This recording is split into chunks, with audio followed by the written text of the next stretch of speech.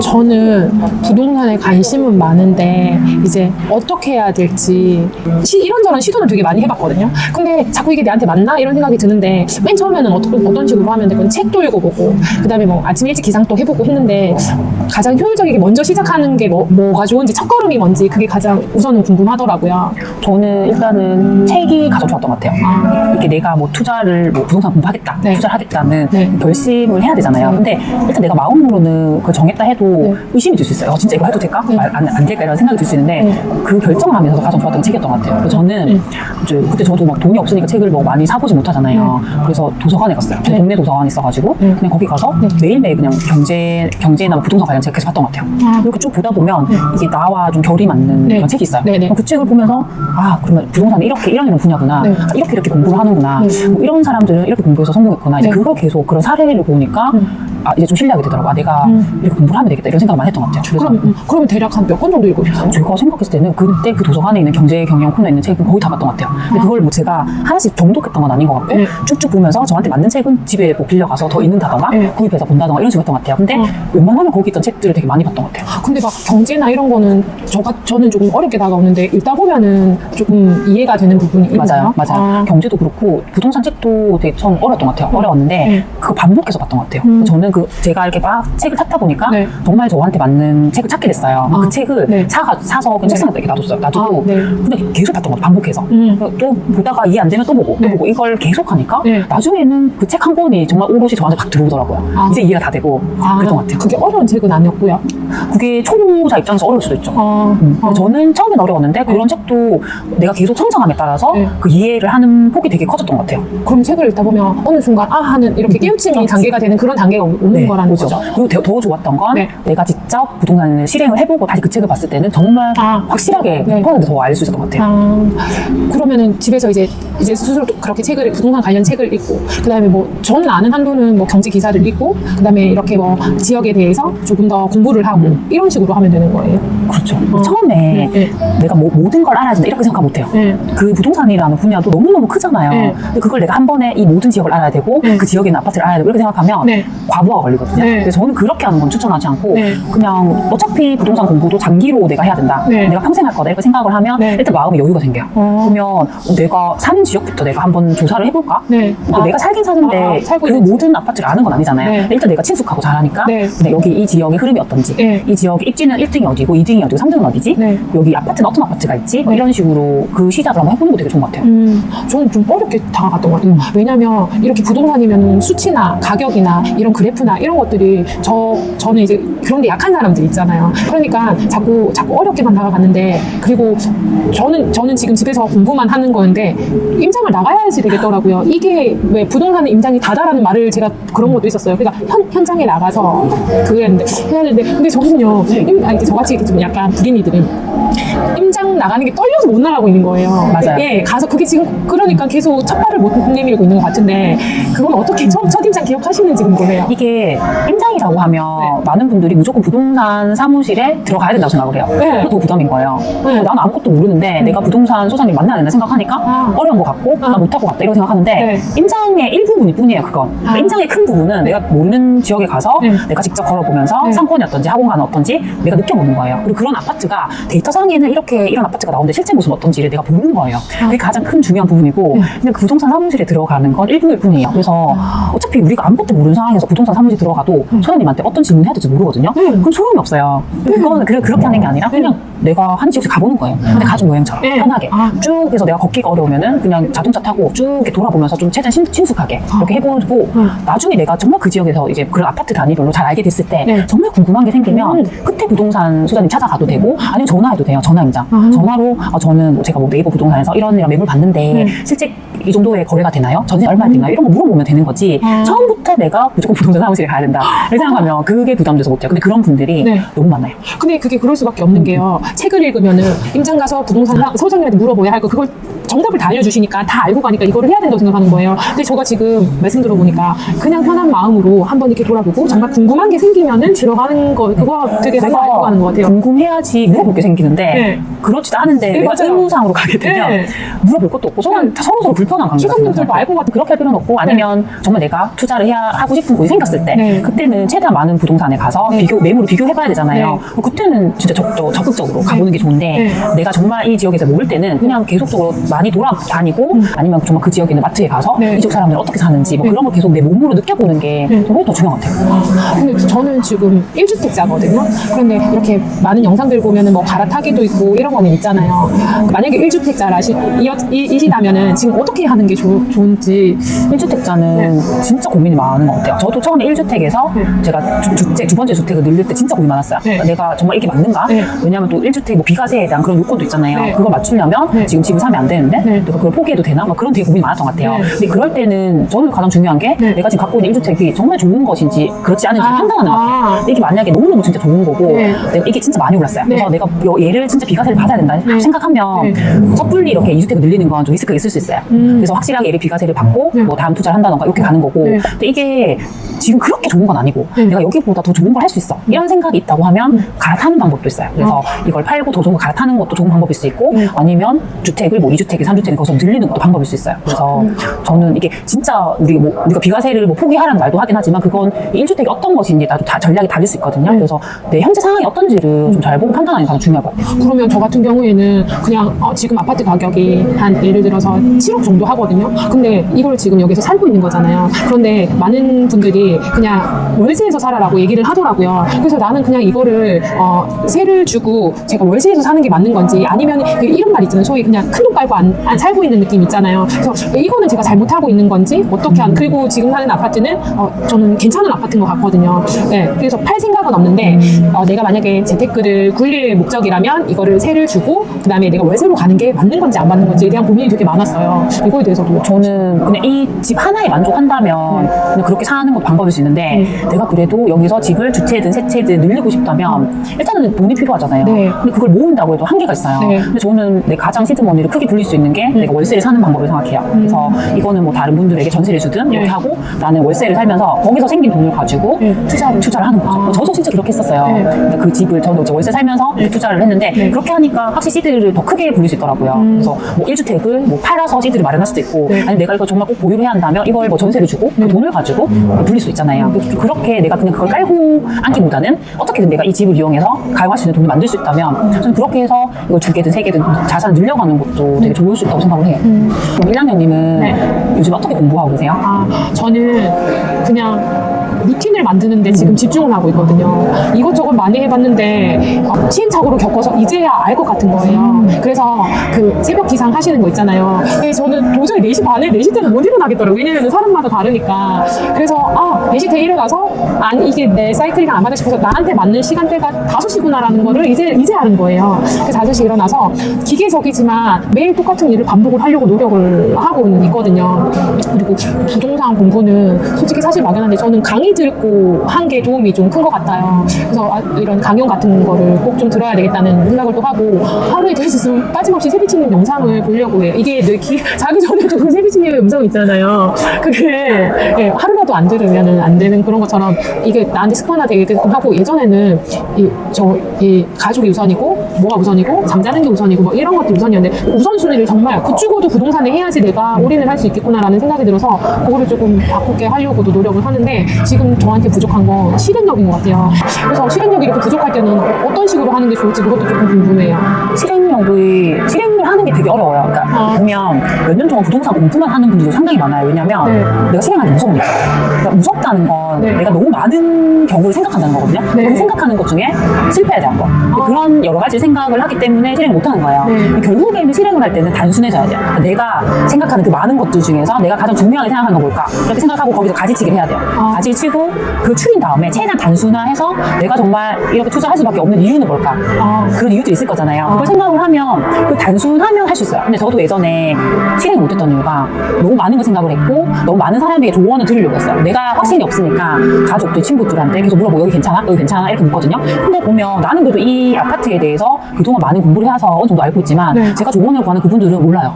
관심이 없는데 네. 제가 모르니까 네. 그럴 때는 대부분은 부정적인 대답을 해주거든요. 거기 안 좋다. 거기 별로다. 근데 저는 하려고 생각했지만 네. 그 말 한마디 흔들려서 못하는 거예요. 네. 제가 그래서 투자를 이게 실행 못했는데 나중에 지나고 보니까 제 선택이 맞았던 거예요. 제 판단이 맞았던 거예요. 그래서 제가 이제 결정했던 게 네. 나는 남에게 의지도 하지 않을 것이고 내가 결정의 순간에서는 아무에게도 말하지 않고 최대한 단순하게 생각하고 내 결정에만 따르겠다고 저는 딱 결심했거든요. 그래서 그 이후부터는 남편한테 말을 했어요. 나 이거 할 거다. 네. 남편에게 말하고 저는 바로 실행했거든요. 네. 제가 그것도 지체하고 너무 많이 알아보고 생각을 많이 하면 안 할 거 제가 알아요. 네. 알기 때문에 최대한 결정성이 빠르게 해버렸어요. 해버리면 일단 한 거잖아요. 네. 그럼 거기에 대해서 이게 잘 됐든 못 됐든 다시 제가 거기에 대해 생각을 하게 되고 뭐 더 공부를 하게 되고 이렇게 되는데 이걸 아무것도 안 하면 거기서 변화가 없어요. 그냥 그 상태로 계속 가는 거예요.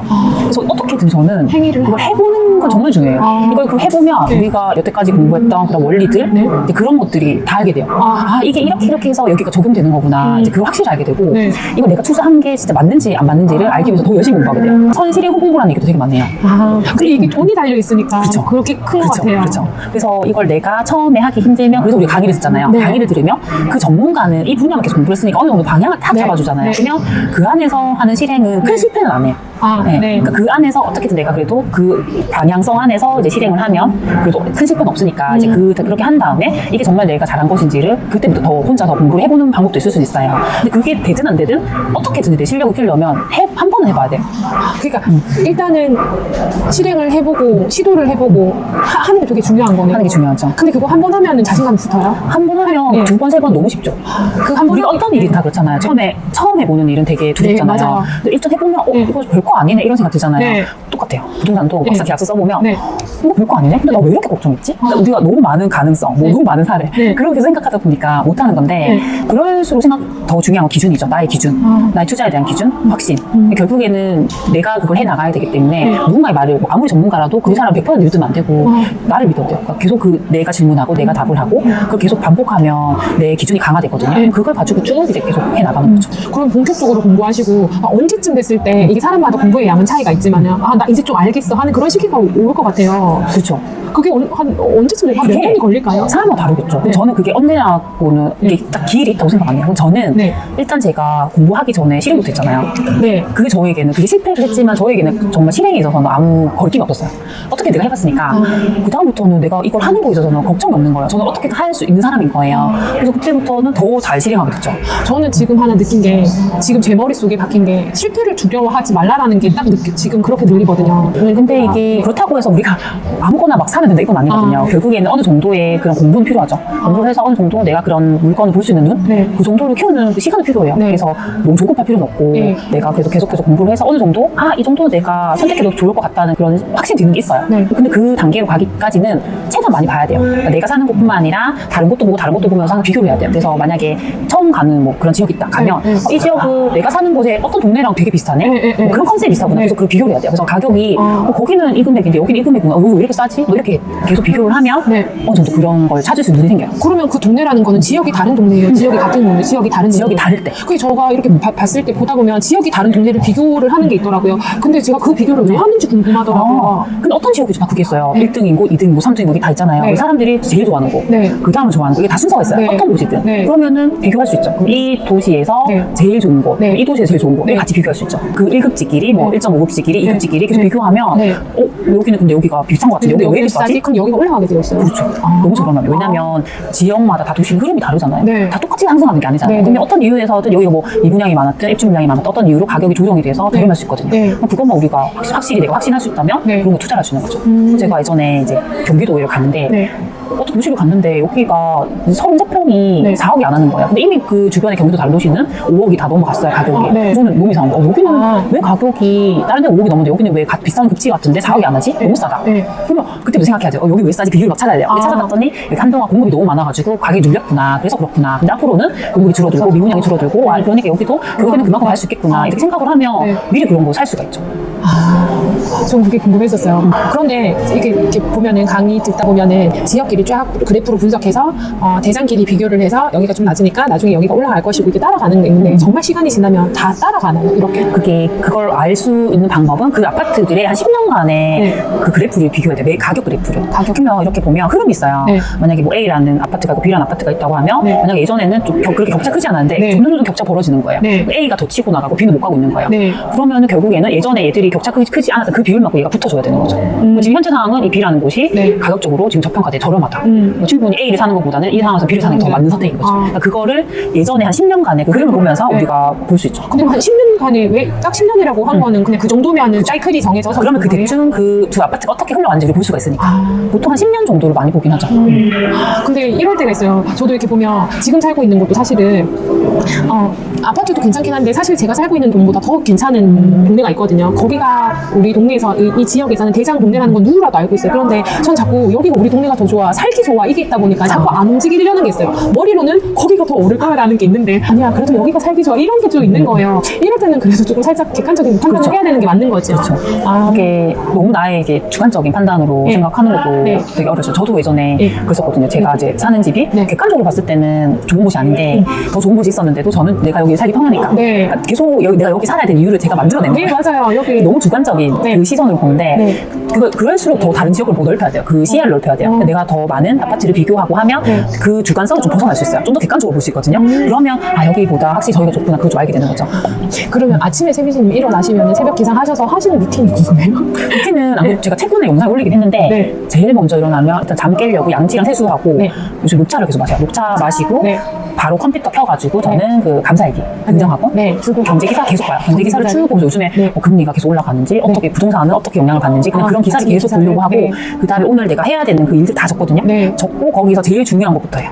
제일 급한 거, 제일 급하고 제일 중요한 걸 빨리 처리해야 되잖아요. 그래서 제가 좀 편하게 다른 일을 하니까 그 일을 집중해서 그 시간에 하고 그 다음에는 보통 기획하는 일을 새벽에 해요. 새벽에 제일 집중이 잘 되니까 보통 기획은 제가 유튜브 같은 건 기획을 그 시간에 하거든요. 그때 유튜브 기획을 좀 하고 아니면 글을 쓴다거나 좀 생산을 해야 되는 그런 일들은 새벽에 좀 시간 넣어서 하고 그러고 나서 이제 아이들하고 다 보내고 나서 운동하거든요. 필라테스를 하거나 걷기를 하거나 운동하고 다시 돌아와서 뭐 애들 오기 전까지 또 시간 남잖아요. 그때 또 제가 해야 되는 또 일을 또 하고 그러니까 특히나 보면 새벽부터 오전까지는 중요한 일들 위주로 순서를 딱 정해서 딱 쳐내고 그 다음에 점심 먹고 오후는 좀 활랑하게 해요. 일을 좀 여유롭게 책을 볼 때도 있고 아니면 강의 피드백을 준다거나 유튜브 댓글을 단다거나 좀 그런 일들은 오후에 넣어가지고 그렇게 하고 일과가 5시에 끝나요. 5시까지만 딱 하고 그때부터 집안일을 해요. 주부로 돌아가요. 저는 이제 그 새벽부터 5시까지는 집안일 아예 안 해요. 손을 놔요. 제가 집안일을 하면 시간이 뺏기잖아요. 맞아요. 그래서 아예 안 해요. 지저분해 놔둬요. 놔두고 5시부터 시작해요. 저녁 준비부터 시작하고 청소하고 빨래하고 그런 일들을 저녁에 다 해요. 그거 되게 팁인 것 같아요. 저도 아침에 일어나면 뭐가 보이니까 뭐 하거나 집중력이 흐트러지는 거예요. 그냥 그걸 안 하는 연습을 손을 대면 몇 시간을 또 청소를 해야 되거든요. 맞아요. 그냥 놔둬요. 놔두고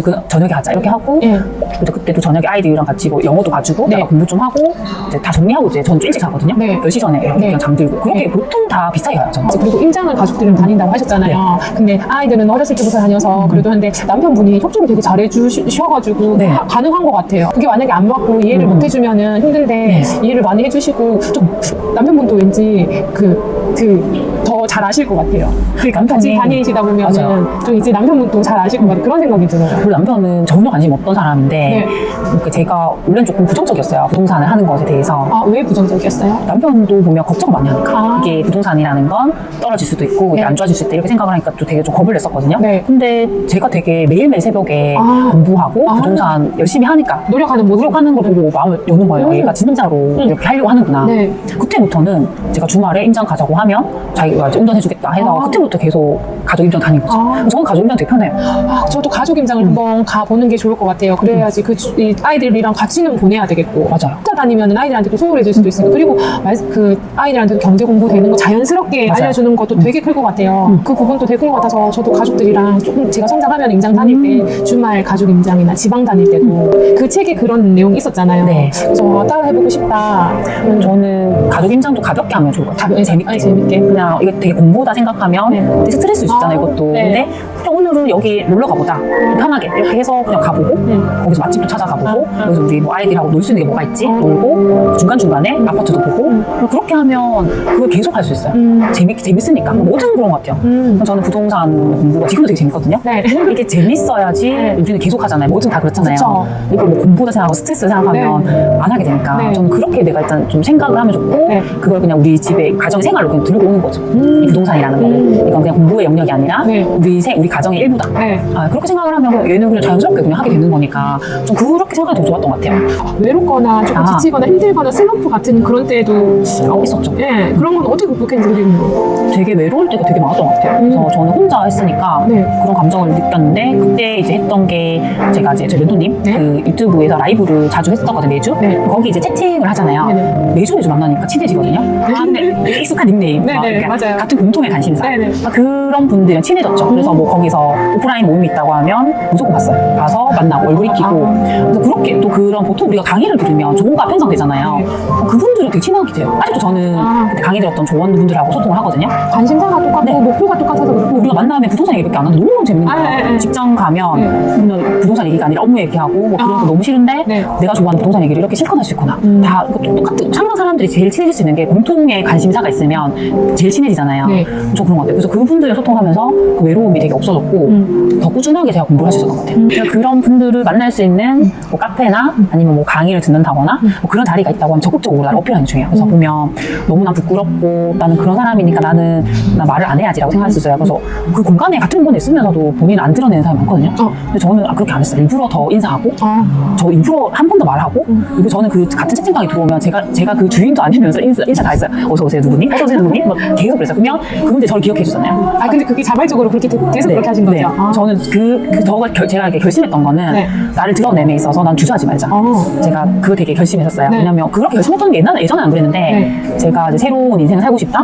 내가 그런 결심을 하면서 가장 중요하게 생각했던 게 난 주저하지 말자. 내가 이런 걸 하면서 주저하지 말자. 왜냐면은 인생이 한 번밖에 없잖아요. 내가 이런 인생인데 내가 주저한다고 해서 달라지고 아무것도 없잖아요. 그리고 내가 누군가를 좋아한다. 그분을 존경한다 하면 어떻게든지 그분한테 내가 어필을 해서 내가 감사해하고 있다는 걸 좀 보여주고 싶었어요. 그러니까 그래서 더더 좀 주저하지 않고 나를 더 드러내려고 했고 그런 분들이 뭐 글을 쓰거나 영상 올리면 더 적극적으로 댓글을 달고 감사하다고 표현을 하고 그러니까 그런 표현을 이제 하는데 아낌 없이 저는 하려고 되게 노력했던 것 같아요.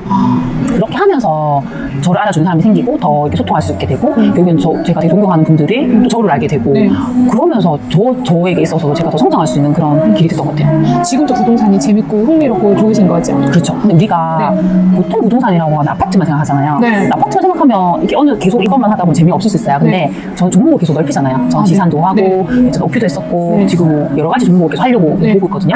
통지도 해보고 싶고 계속 현장도 다니고 그러면 재밌어요.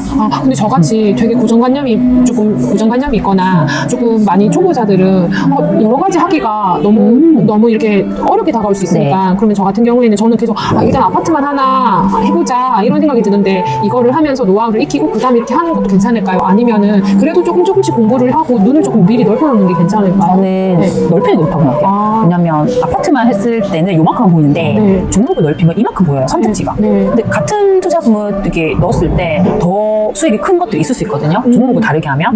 그럼 훨씬 크게 낮고 이게 뭐 아파트는 요즘에 규제가 많잖아요. 근데 다른 종목들은 또 규제가 없는 게 있어요. 그러면 훨씬 더 뭐 절세도 할 수 있고 더 수익도 큰 애들이 있단 말이에요. 그러면 굳이 그렇게 좋은 애들이 있는데 내가 그걸 공부를 안 했다는 이유로 이것만 할 필요 없는 것 같아요.